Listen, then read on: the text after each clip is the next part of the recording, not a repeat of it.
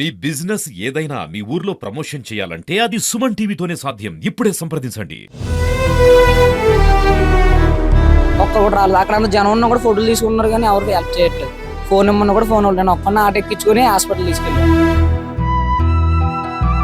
14 రోజులు బట్టి బయటికి పంపించేస్తున్నాడు, తిడుతున్నాడని కొడుతున్నాడని లప్పగా కూడా కొట్టాడని మేడం. చనిపోయాడు తల్లి చెప్తే బాగాలని చిన్న దెబ్బ తల్లి యాక్సిడెంట్ అయిందమ్మా, హాస్పిటల్లో ఉన్నాడు అమ్మగాడు అని చెప్పా మేడం.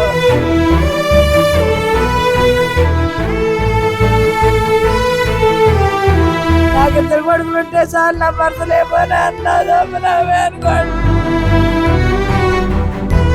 100 రూపాయలు ఫీజు తక్కువని గేట్ బయట నిలబెట్టే విద్యా సంస్థలు ఆ కొడుక్కి 5 లక్షలు విలువ కట్టి మీరు వెళ్ళండి అంటే అది ఎక్కడ న్యాయం? కాకినాడ శ్రీ చైతన్య కాలేజ్లో దారుణ ఘటన చోటు చేసుకుంది. ఏదైతే నిన్న ఈ కాలేజ్లోని సెకండ్ ఇంటర్ చదువుతున్న యువాన్ శంకర్ తాను నిన్న ఫీజు కట్టలేదని నిన్నంతా కూడా తన్ని బయట నుంచోబెట్టడమే జరిగిందంటూ కూడా స్టూడెంట్స్ ఆరోపిస్తున్నారు. ఈ టైంలోనే వాళ్ళు ఇంటికి వెళ్లేందుకు బండి మీద బయటకు వచ్చిన టైంలో ఇదే కాలేజీకి చెందిన బస్సు గుద్దేయడంతో తను అక్కడికక్కడే ప్రాణాలు వదిలాడు. ప్రస్తుతం తనతో పాటు వెళ్లిన స్నేహితుడు కూడా ఉన్నాడు. వీళ్ళిద్దరూ బండి మీద ఉన్నారు. ఆ టైంలోనే యాక్సిడెంట్ కూడా జరిగింది. నీ పేరు? ఏమైంది అసలు నిన్న?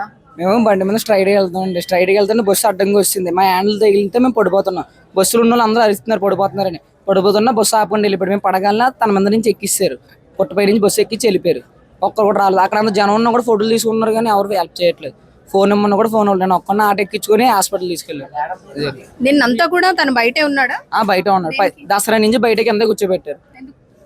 సారు ఏదో ఆడు తప్పు లేకపోయినా సార్ కొట్టారు. ఎందుకు కొట్టారు సార్ అని అడిగేమని అరుపులు పెద్ద పెద్ద అరుపులు అరిసి కింద కూర్చో బెల్ట్లతో కూడా కొడుతున్నారు. కాలేజ్ కంటే ఒక టైం లేదు. ఒక రోజు అలా వదులుతున్నారు. ఇంటికి ఎప్పుడు వెళ్ళాలో తెలియదు. బస్సుల వాళ్ళు అందుకే అయిపోయింది. అంటే నిన్న మీరు ఏ టైంలో బయటకు వచ్చారు అసలు? 5:40 కాలేజ్ అయిపోయిన టైంలోనే కాలేజ్ బస్సే గుద్దేసిందా? కాలేజ్ బస్సే. మరి కాలేజ్ కి సంబంధించిన వాళ్ళు ఎవరు వచ్చి కూడా రాలేదు. అక్కడ రాలేదు. ఒక్కరు కూడా రాలేదు. మీరు కనీసం మీరు లోపలికి వెళ్ళి ఇన్ఫార్మ్ చేశారా? చేసాం. మేము డైరెక్ట్ హాస్పిటల్ ఇక్కడ ఇన్ఫర్మేషన్ వచ్చింది. ఒక మేడం చూసారు. అందులో వచ్చినా కూడా ఒక్కడు కూడా రాలేదు. బస్ డ్రైవర్ పారిపోరని చెప్పారు.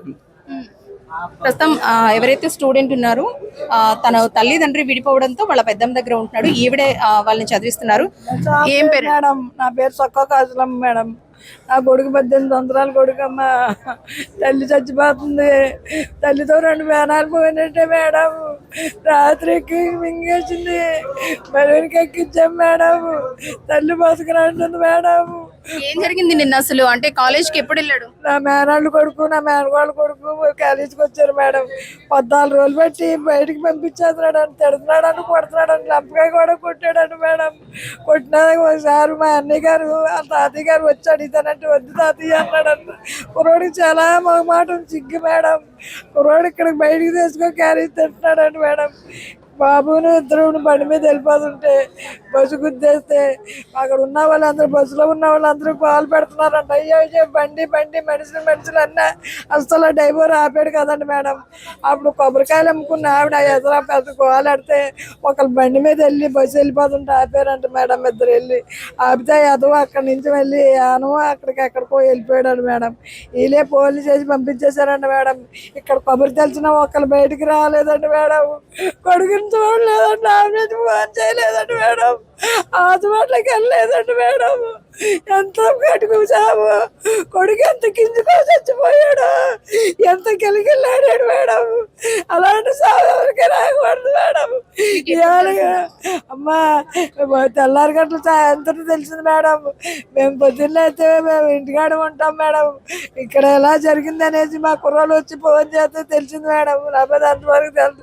చిన్న కుర్రాడికి బాబుకు బాగులేదని హాస్పిటల్ తీసుకెళ్ళింది తల్లికి కూడా తెలుసు మేడం. ఇలాగ ఈ బాబుని తీసుకుని ఇంటికి రాబడికి ఇంటికాడ పోవాలి జనం అంటే వీళ్ళందరూ ఎందుకున్నారు, మీరందరూ మా అబ్బాయి ఎందుకు అడుగుతున్నారు అని తల్లి అడుగుతున్నారు. అమ్మా ఏమీ లేదమ్మా. చనిపోయాడు తల్లి చెప్తే బాగోదని చిన్న దెబ్బ తల్లి నమ్మ యాక్సిడెంట్ అయిందమ్మా హాస్పిటల్లో ఉన్నాడు అమ్మగాడు అని చెప్పాం మేడం. అమ్మ బాబా మీరందరూ నాకు చెప్పట్లేదు ఏదో జరిగింది అనేది కొడుకుపోతా ఆ తల్లి బాధ చిన్న బాధ కాదు మేడం. ఆ తల్లి బుర్ర బాధగా గుడ్లు బాధగా ఏడుతుంటే 10 మంది దగ్గర పెట్టిన ఆగట్లేదు మేడం. నేను చనిపోతానంటుంది మేడం. ఆ తల్లి కడుపు కోతకే రాదు మేడం. ఎవరు ధైర్యం చెప్తారు మేడం. ఎలాగో 2 కొడుకులు ఉన్నారు. నాకు 2 కొడుకులు ఉంటే చాలు నా భర్తలేమో అన్నదో అనుకోండి. మా అన్నయ్య ఇల్లు ఇచ్చాడు మేడం, కూతురికి డబ్బులు ఇచ్చాడు, బంగారం ఇచ్చాడు. 2 కొడుకులు ఎట్టుకో బతికింది మేడం. ఇప్పుడు తండ్రి ఇక్కడ లేడు, వర్షాలో ఉన్నాడు మేడం. ఇంకా రాలేదు తండ్రి ఫోన్ చేసాం మేడం. ఆ కొడుకు ఆధారం ఏటో తల్లికి దిక్కేటో చెయ్యండి ఆధారం. మేమేమీ చేయలేం మేడం, మీ చేతుల్లో ఉన్నది మీరు చేయండి మేడం. ఆ తల్లి కూడా బతకదు మేడం.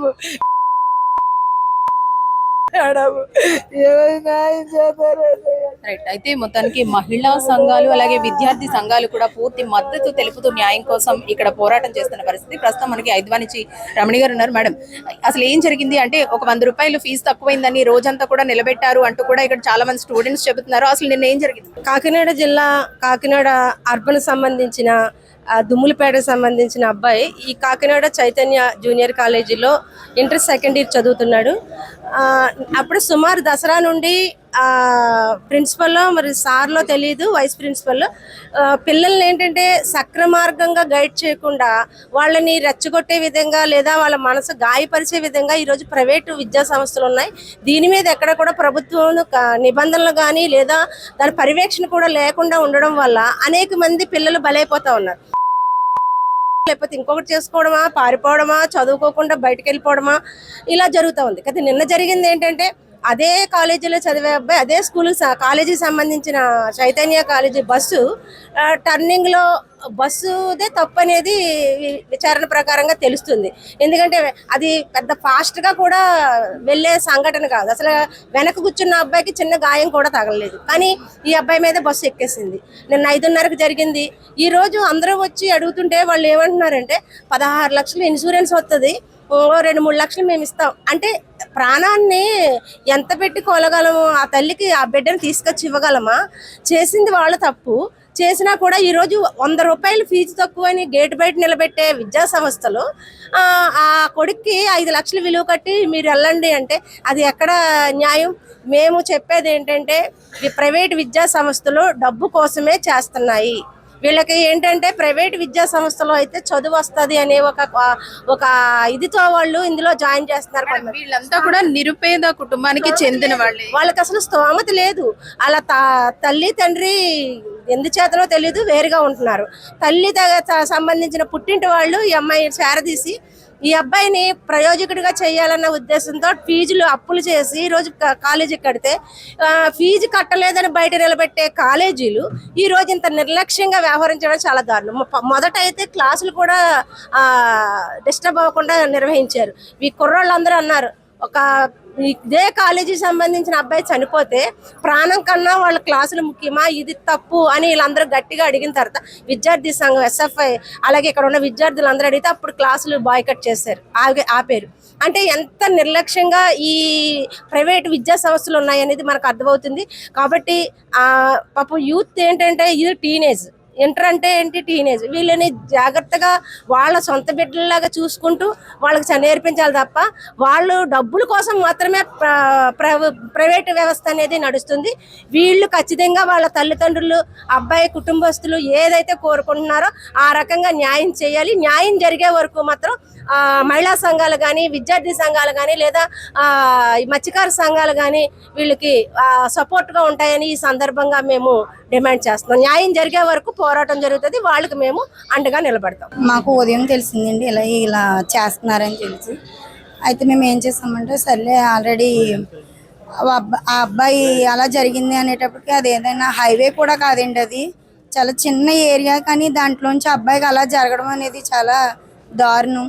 తను ఫ్రెండ్కి ఏమి అవ్వకుండా తనకి అలా అవ్వింది అనేటప్పటికి అరవడం కూడా చేయడం వల్ల వాళ్ళ కాలేజీ ఫ్రెండ్స్ పైన పిల్లలు కాలేజీ బస్సులో ఉన్న వాళ్ళు అందరూ చూసారంట. చూసినా కూడా డ్రైవర్ ఆపకుండా అంత నిర్లక్ష్యం ఏంటో అర్థం అవ్వలేదండి. అంటే అది సంఘటన జరుగుతుందని దానికి ఆల్రెడీ అర్థంలో కనబడుతుంది కదా మేడం. అలాంటప్పుడు దాన్ని ఆఫ్ చేయాలి కదా, అంత దారుణం జరగకుండా.